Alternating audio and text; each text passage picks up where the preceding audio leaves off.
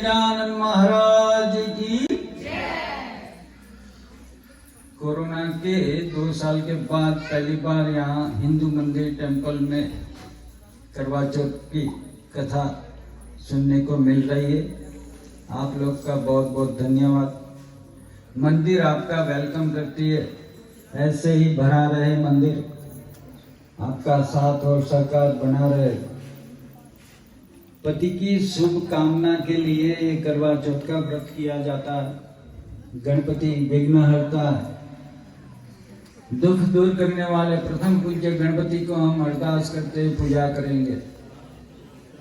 कार्तिक मास की चतुर्थी को ये व्रत किया जाता है और साथ में शाम को कथा सुनने के बाद चंद्रमा को अर्घ्य दिया जाता है। चंद्रमा को जैसे देखते मन को शांति मिलती है। फुल मून जब पूर्णमासी का चांद देखोगे तो मन को पूरी शांति मिलती है। अभी पूनम गया और चौथा दिन है आज। भगवान शिव ने भी चंद्र को अपने सिर पे धारण किया हुआ है। तो ऐसे है चंद्र देवता, मन को शांति मिले, परिवार में सुख शांति आवे और मेरे पति देव की लंबी आयुष्य रहे। इस श्रद्धा से मैंने ये व्रत किया है। मेरी भूल चूक हुई है तो माफ करना। तो कथा अपने शुरू करने जा रहे हैं। वक्रतुंडम महाकाय सूर्यकोटि समप्रभ निर्विघ्नं कुरु मे देव शुभकार्येषु सर्वदा।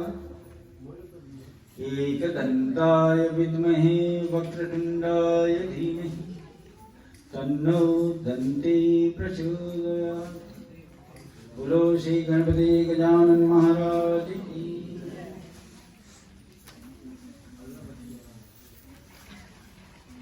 करवा चौथ का व्रत विधि विधान कैसे है वो थोड़ा शॉर्ट में हम सुन लेते, जान लेते। कार्तिक मास के कृष्ण पक्ष की चतुर्थी को करवा चौथ का व्रत रखा जाता है। सुहागिनें पति के दीर्घ लंबी आयु के लिए यह व्रत करती है। सुहागिनों को इस दिन निर्जला व्रत रखना चाहिए। रात्रि को चंद्रमा निकलने पर चंद्र को अर्घ्य देकर पति से आशीर्वाद लेकर भोजन ग्रहण करना चाहिए। पूजन की विधि क्या है वो जरा सुनिए। करवा चौथ के दिन व्रत रखे और एक पट्टे पर जल से भरा लोटा रखे। मिट्टी के करवे में गेहूं और ढक्कन में चीनी और सामर्थ्य अनुसार पैसा रखे। रोली, चावल, गुड़ आदि से भगवान गणपति की पूजा करे।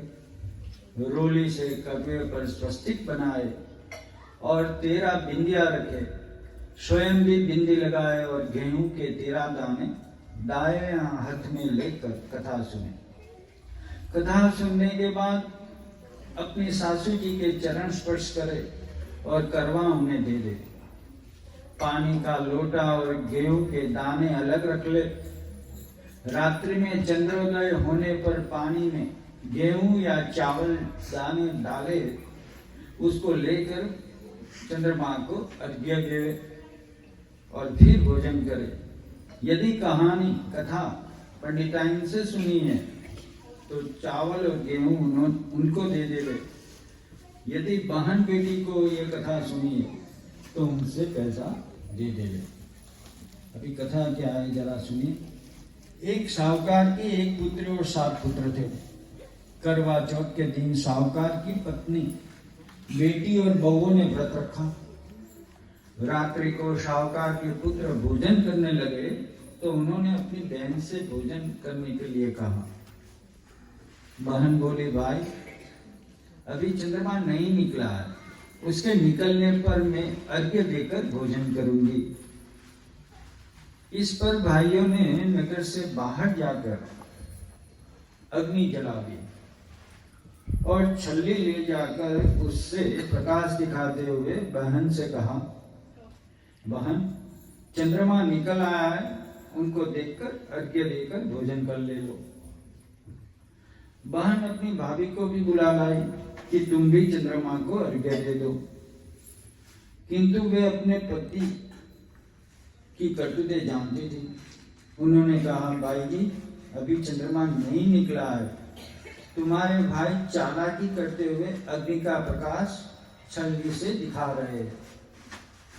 किंतु बहन ने भाइयों की बात पर ध्यान नहीं दिया और भाइयों द्वारा दिखाए प्रकाश को ही अर्घ्य देकर भोजन कर लिया।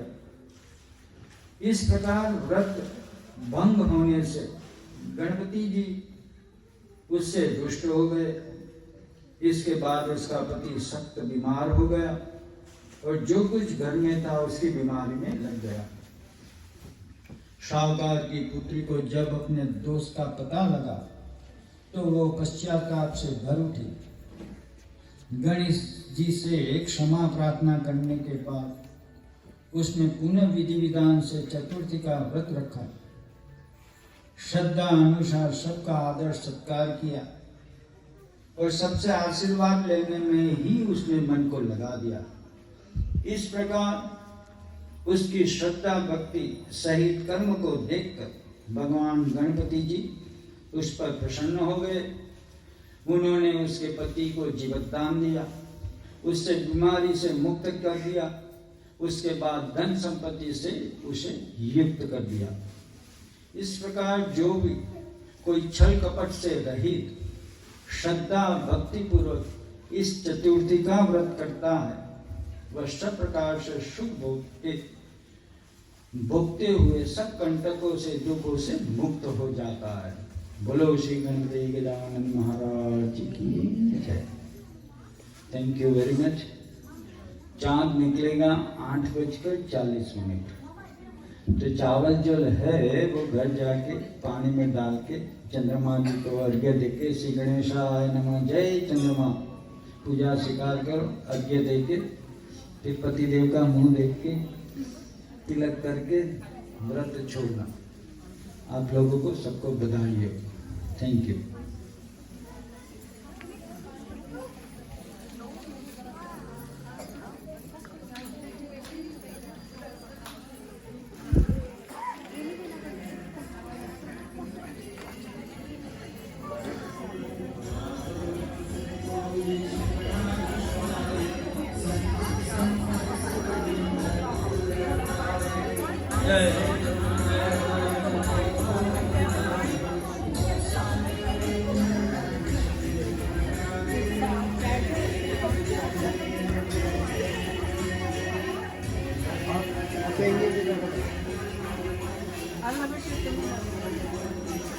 Digo, mí.